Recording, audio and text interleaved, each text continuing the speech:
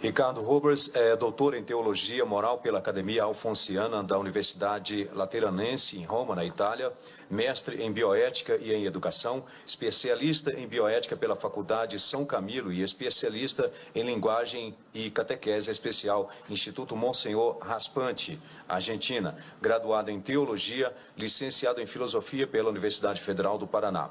Dom José Eduardo de Oliveira e Silva é licenciado em Filosofia pelo Centro Universitário Assunção e doutorado em Teologia pela Pontifícia Universidade da Santa Cruz, em Roma.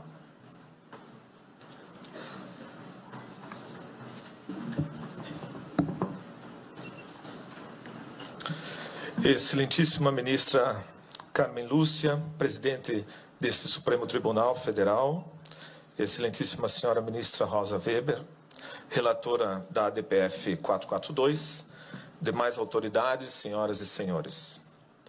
Eu quero iniciar com um ato de agradecimento à senhora excelentíssima ministra Rosa Weber, que no primeiro dia e hoje também desta audiência, a senhora reconheceu que trata-se de um tema jurídico delicado, sensível, altamente polêmico, enquanto envolve razões de ordem ética, moral e religiosa. Mas, infelizmente, querem nos desqualificar como fanáticos e fundamentalistas religiosos que impõem sobre o Estado laico uma visão religiosa. Onde está o fundamentalismo religioso em aderir aos dados da ciência que comprova o início da vida desde a concepção? Onde está o fanatismo religioso em acreditar que todo atentado contra a vida humana é um crime? Onde está o fundamentalismo religioso em dizer que queremos políticas públicas que atendam à saúde das mães e dos filhos? Por isso, a CNBB, Conferência Nacional dos Bispos do Brasil, reitera sua posição em defesa da vida. Esta vida humana, com toda a sua integralidade, dado científico, com toda a dignidade, artigo 1º da Constituição, com toda a inviolabilidade, artigo 5º da Constituição, desde sua concepção até a morte natural. Isso é o mínimo de razoabilidade aceitável que nos permite estar aqui para discutirmos este tema com a recto ratio. Não podemos tratar o assunto negando, deletando, ignorando a existência do bebê. Parece que estamos falando de uma vesícula biliar, de um rim, de um adendo que precisamos extirpar, que está causando a morte das mulheres. O foco está errado. Se é um problema de saúde pública, deve ser tratado e solucionado como tal. Mas não foram poucas vezes que eu vi nesta audiência a ideia de que é necessário que a mulher supere e transcenda a imposição do papel materno. A ideia do desengravidar as mulheres. Isso, excelentíssima ministra, não tem nada a ver com os artigos 124 e 126 do Código Penal. A questão jurídica dos números 124 e 126 foi recepcionada, sim, por todas as mães que pensaram em abortar, mas não o fizeram, lembrando que é um atentado contra a vida. Se negarmos isso, negaremos a capacidade de discernimento de todas as mulheres que optaram por não abortar para salvaguardar os seus filhos. O desacordo não é jurídico. Desabilitando os já referidos números do Código Penal, este Supremo Tribunal Federal estaria desacreditando na consciência reta que tutela a vida mais frágil e inocente, que é a vida do bebê. O problema é que ninguém quer nominar esse inocente. Ele está apagado, deletado dos nossos discursos para justificar esse intento em nome da autonomia e liberdade da mulher. Mas a criança em desenvolvimento, na 12ª semana, é uma pessoa, uma existência, um indivíduo real, único, irrepetível. E provavelmente, naquele momento, a mãe já escolheu o nome para o seu filho. Se é uma questão de saúde, e a palavra saúde vem de salus, do latim, significa salvar, a lei teria que proteger a mãe e o filho proporcionalmente. Como este Supremo Tribunal Federal vai explicar a permissão da pena capital a um ser humano inocente e indefeso para justificar a nossa incapacidade de políticas públicas de proteção à saúde reprodutiva da mulher? É assim que o Supremo Tribunal Federal vai garantir a inviolabilidade do direito à vida, dando uma arma chamada autonomia, para que homens e mulheres, no seu bel prazer, interrompam a vida das crianças até a 12ª semana, sem precisar dar nenhuma satisfação do seu intento predatório. Esperamos que não, pois o direito à vida é o mais fundamental de todos os direitos. Por isso, mais do que qualquer outro, deve ser protegido. Ele é um direito intrínseco à condição humana e não uma concessão do Estado. Os poderes da República têm a obrigação de garanti-lo e defendê-lo.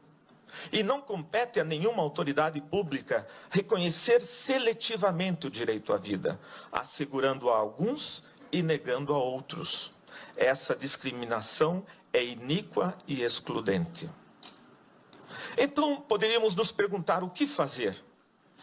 Urge combater as causas do aborto, através de implementação e aprimoramento de políticas públicas que atendam eficazmente as mulheres, nos campos da saúde, da segurança, da educação sexual e entre outros, especialmente nas localidades mais pobres do Brasil. Mas isso não é matéria para ser discutida nessa Suprema Corte, e sim no Legislativo. Em todo caso, eu convido a senhora, excelentíssima ministra Rosa Weber, que antes de tomar sua decisão, conheça pessoalmente ao menos uma das casas pró-vida que começam a se espalhar pelo Brasil. Nelas, a senhora não vai encontrar só mulheres que recepcionaram os números 124 e 126 do Código Penal, mas também encontrará os seus filhos, que elas não abortaram, dizendo: obrigado, porque vocês me deixaram viver. A senhora poderá mostrar ao mundo que nenhuma sociedade democrática está condenada e obrigada a legalizar o aborto por pressões externas. Poderá mostrar que nosso país não se rebaixa para interesses estrangeiros sobre a nossa soberania. Nós também somos capazes de produzir projetos sociais alternativos para ajudar as mães a gerar e cuidar dos seus filhos. Essas iniciativas já estão demonstrando que é muito mais eficaz, menos oneroso ao Estado e altamente salutar às mães. Porque é muito pior dar um trauma a mais a esse drama pelo resto de suas vidas. É uma pena que o Estado e muitas instituições ficaram tão obcecados e limitados com a estreita visão do aborto e da sua legalização, que se pensássemos o uso dessas verbas para projetos alternativos de cuidado e acompanhamento de casas de acolhida, hoje estaríamos com uma visão diferenciada. Algumas destas casas, Casa Provida Mãe Imaculada em Curitiba, Casa Luz em Fortaleza, Casa Mater Rainha da Paz em Canoinhas, Associação Guadalupe em São José dos Campos e muitas outras que eu passei a lista. Nós estamos aqui porque fazemos parte da maioria dos brasileiros que são movidos sim pela fé em Deus, mas também pelo cuidado e defesa da vida.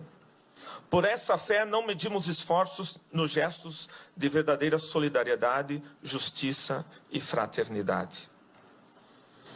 Pedimos como CNBB que essa Suprema Corte não permita a descriminalização do atentado contra a vida nascente. Em nome de muitas mulheres que infelizmente morreram por causa do aborto, aqui foram lembrados no último dia, são perdas irreparáveis. Mas nesse momento, a minha homenagem é para as crianças que morreram com suas mães. E que não sabemos os seus nomes, mas com certeza suas mães já o sabiam. Essas crianças anônimas, que a sociedade não tem coragem de nominá-las, e as esconde nos seus discursos e retóricas, como se não existissem, elas existiram e existem. Nenhuma sã consciência pode negar isso. Excelentíssima ministra Rosa Weber, um dia o grito silencioso desses inocentes calará fundo, pois a nossa nação, pátria amada, mãe gentil, sentirá falta da alegria e do sorriso desses filhos que ela não deixou nascer. Permita-nos continuar cantando dos filhos deste solo és mãe gentil, pátria amada Brasil. Obrigada, Dom Ricardo Boker.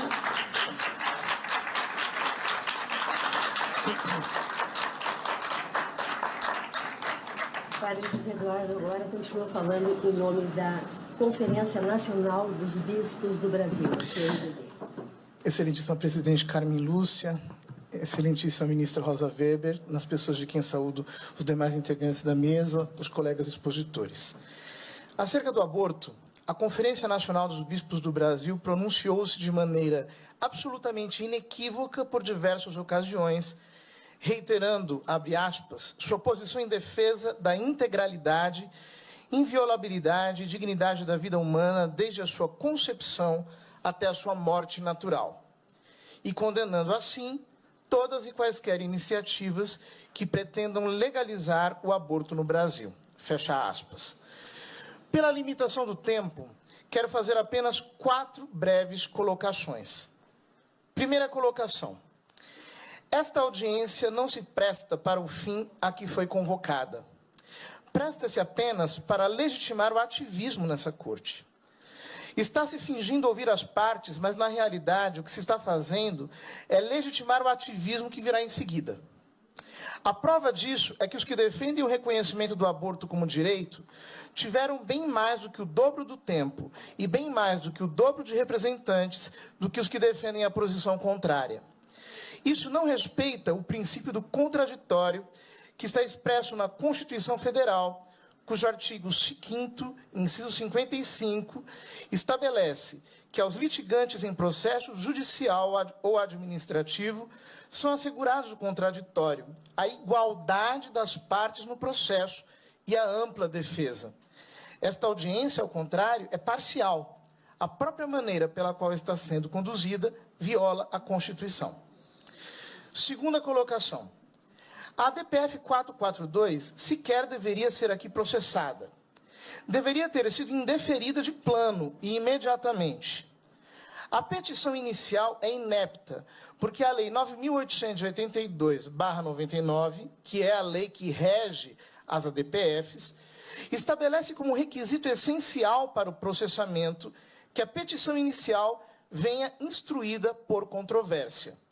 O artigo 1º da mencionada lei estabelece que, abre aspas, caberá arguição de descumprimento de preceito fundamental quando for relevante o fundamento da controvérsia constitucional sobre lei ou ato normativo.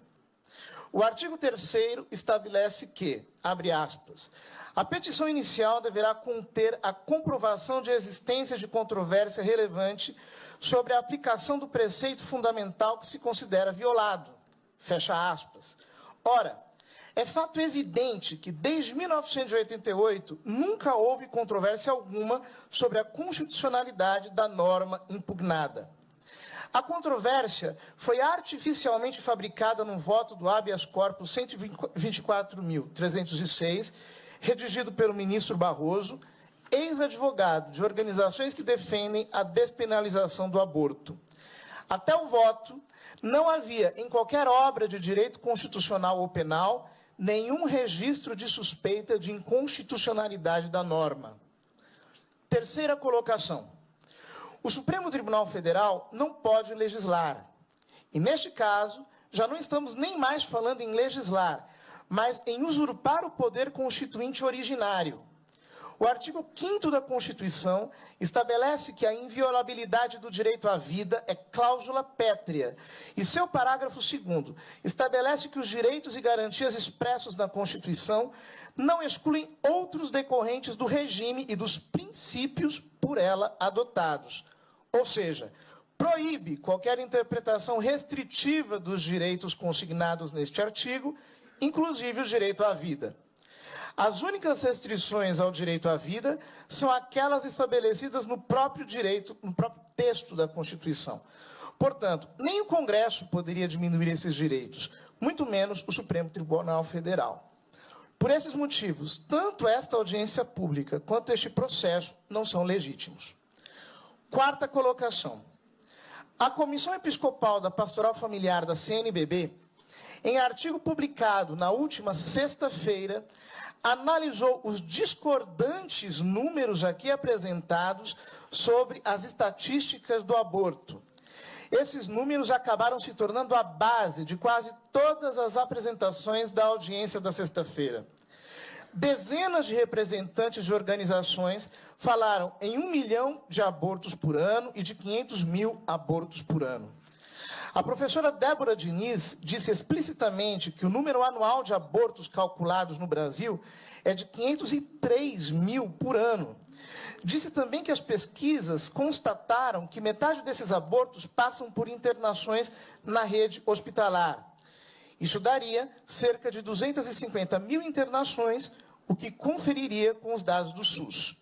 Ora, os dados do SUS apontam haver 200 mil internações por aborto por ano.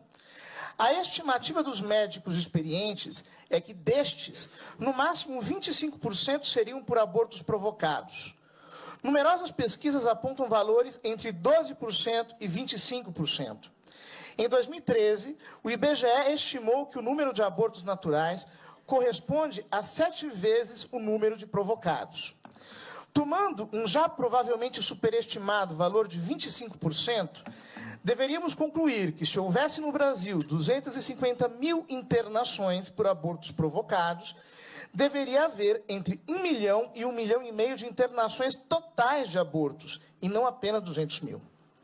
Além disso, os livros de obstetrícia e patologia afirmam que o número de abortos naturais, ocorridos em sua maioria no final do primeiro trimestre, é cerca de 10% do número de gestações, a maioria dos quais passam pelo SUS. Se as internações por abortos fossem 1 milhão ou 1,5 milhão, o número de nascimentos no Brasil deveria ser 10 vezes maior. Nasceriam no Brasil entre 10 a 15 milhões de crianças por ano, mas só nascem 2 milhões e 800 mil.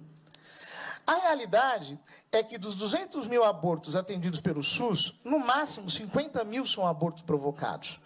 Provavelmente bem menos.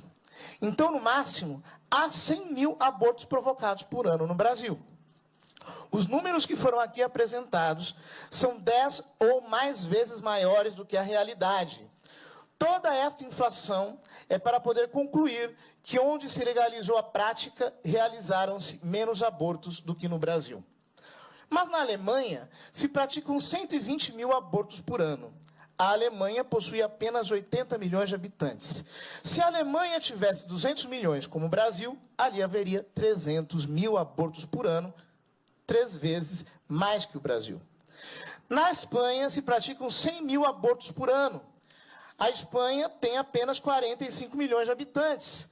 Se possuísse 200 milhões, ali se praticariam 400 mil abortos por ano, 4 vezes mais que o Brasil. Os Estados Unidos têm 320 milhões de habitantes e 900 mil abortos por ano. Se tivessem 200 milhões de habitantes, praticariam 600 mil abortos por ano, 6 vezes mais que o Brasil. O Reino Unido tem 60 milhões de habitantes e 200 mil abortos por ano. Se tivesse 200 milhões de habitantes, praticaria 700 mil abortos por ano, 7 vezes o número do Brasil. A Suécia tem 10 milhões de habitantes e pratica 40 mil abortos por ano. Se tivesse 200 milhões de habitantes, praticaria 800 mil abortos, 8 vezes mais que o Brasil. A Romênia, de que tanto se falou aqui, possui 20 milhões de habitantes e pratica 90 mil abortos por ano. Se tivesse 200 milhões, faria 900 mil abortos por ano, 9 vezes mais que o Brasil. A China, com 1 bilhão e 300 milhões de habitantes e 7 milhões e 400 mil abortos, se tivesse a população do Brasil, faria 1 milhão e 200 mil abortos por ano, mas isto é 12 vezes o número do Brasil. A Rússia possui 140 milhões de habitantes e 1,5 milhão de abortos por ano, isto é, 23 vezes mais do que no Brasil. Em todos estes países, o aborto foi legalizado. Praticam até 3 a 23 vezes mais abortos que o Brasil. Se examinarmos as estatísticas de outros países de que temos dados confiáveis e onde o aborto está legalizado, como a Geórgia, Cazaquistão, Cuba, Estônia, Hungria, Ucrânia, Islândia, Dinamarca, Noruega, Turcomenistão, Nova Zelândia, Coreia do Sul, França, Israel, Grécia, Portugal, Finlândia, África do Sul, Bélgica, Lituânia, Japão, Itália, Taiwan, Suíça, Uzbequistão, Canadá, Austrália, Holanda e outros, obteremos dados em tudo semelhantes. A conclusão é que, exatamente ao contrário do que foi sustentado aqui pelos que estão interessados em promover o aborto, quando se legaliza o aborto, o número de abortos aumenta e não diminui. É no primeiro mundo onde se praticam mais abortos e não no Brasil. Por favor, não mintam para o povo brasileiro. Não subestimem a democracia. Democracia não é somente voto. Os brasileiros estão vendo o que está acontecendo aqui, sabem o teatro que está sendo armado e sabem como fazer valer seu papel no regime democrático. Muito obrigado.